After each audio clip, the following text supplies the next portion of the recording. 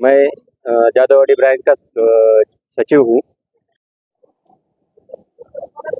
2023 में जो सरकार की तरफ से हिट एंड रन कानून लागू हुआ है या पास हुआ है, तो उस कानून का जो अत्यधिक प्रावधान है 10 साल की सज़ा और 7 लाख रुपए जुर्माना, ये दोनों चीज़ें कोई भी गरीब ड्राइवर के लिए बहुत ज़्यादा होती है। इसलिए ये काला कानून वापस लिया जाए, ये हमारी all India truckers and drivers helpline की तरफ से मांग है और इसके लिए हम आज ये उपोषण कर रहे हैं। आपका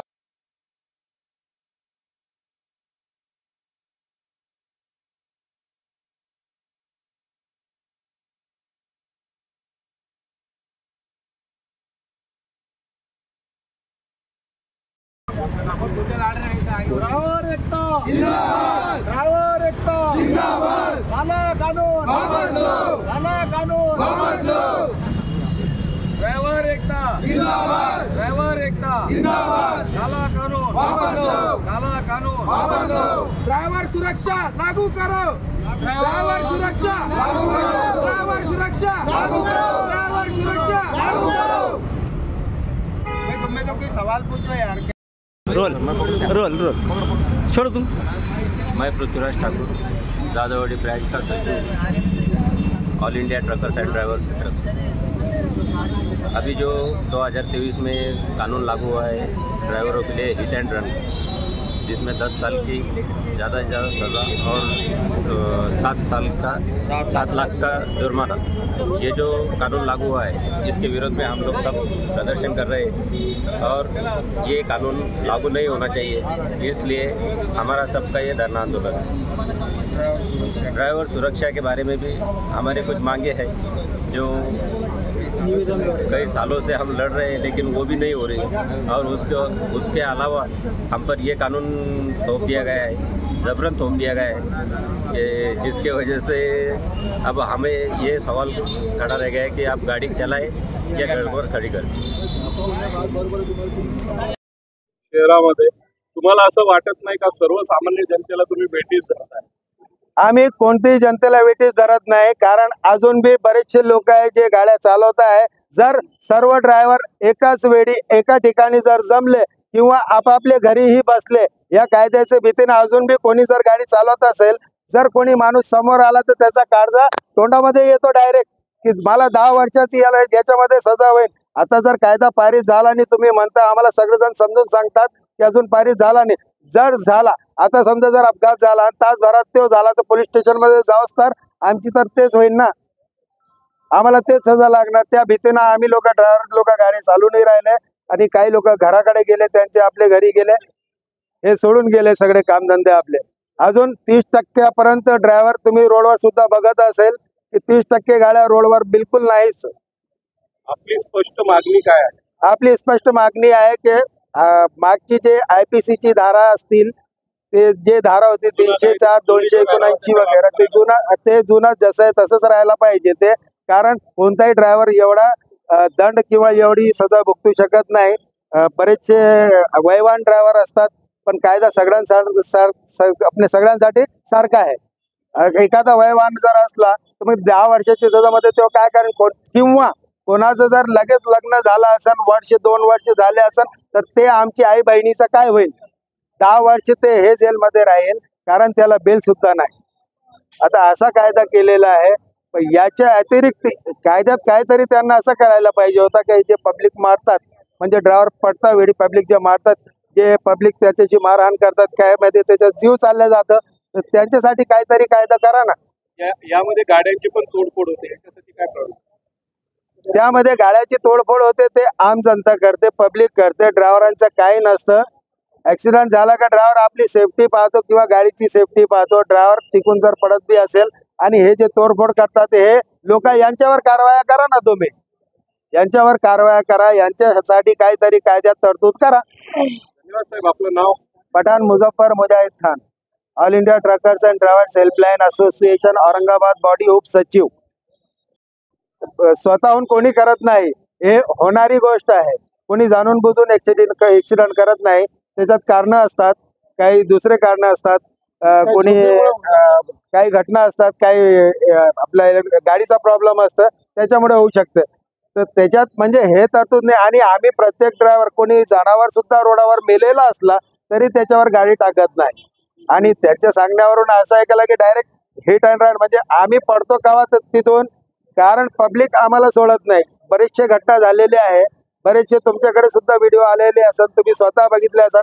मोठे मोठे दगड उचलून टाकतात ड्रायव्हरच्या वरती, आणि तो एकटा असतो. कुठेही गेला तर ड्रायव्हर एकटा असतो, आणि त्याच्यावर सगळी पब्लिक जे येतो आपला हात साफ करून चालला जातो त्याच्यावर. त्या भीतीनं तर तिथून पडून जातो आणि तिथे जाऊन पोलीस स्टेशनला तक्रार सांगतो. विरोधात केंद्रीय मंत्र्यांशी तुमचं काही बोलणं झालं तर अमित शहा असतील, गृह खात्यातले आशुषेंकडनं यांच्याशी काही तुमचं चर्चा झाली का? त्यांनी चर्चेत काय तुम्हाला उत्तर दिलं? जेव्हा हे कायद्याचं आम्हाला सांगण्यात आला की हे कायदा जे आहे तो पारित झालेला आहे, त्याच्यानंतर आमचे जे ड्रायव्हर बंधू आहे त्याच्यातला कोणीच गेला नाही तिथं, किंवा कोणतीही ड्रायव्हर संस्थाला त्यांना बोलून त्यांच्याशी चर्चा वगैरे काही केली नाही.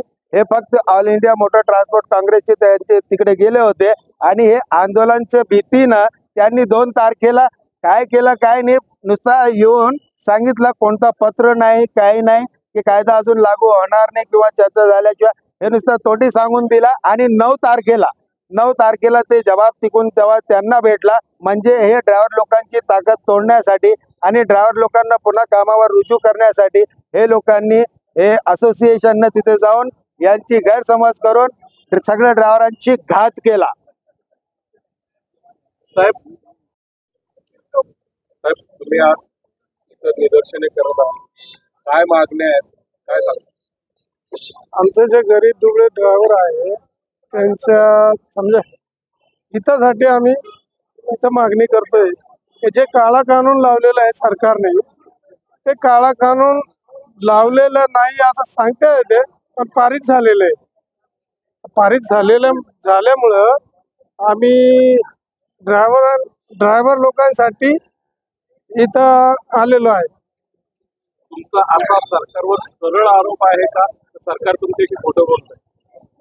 असं वाटतंय आम्हाला. नाही, तुम्ही आता उल्लेख केला सरकार एकीकडे सांगतंय कायदा पारित नाही झाला, दुसरीकडे तुम्ही म्हणता का कायदा लागू झालेला आहे. तुमचा असा स्पष्ट आरोप आहे का ते सांगा? लागू झालेला आहे म्हणजे राष्ट्रपतीचे सुद्धा सिग्नेचर झालेले आहे, फक्त लागू करायचं आहे इकडं. कायद्याचा मसुदा आपण वाचलाय का?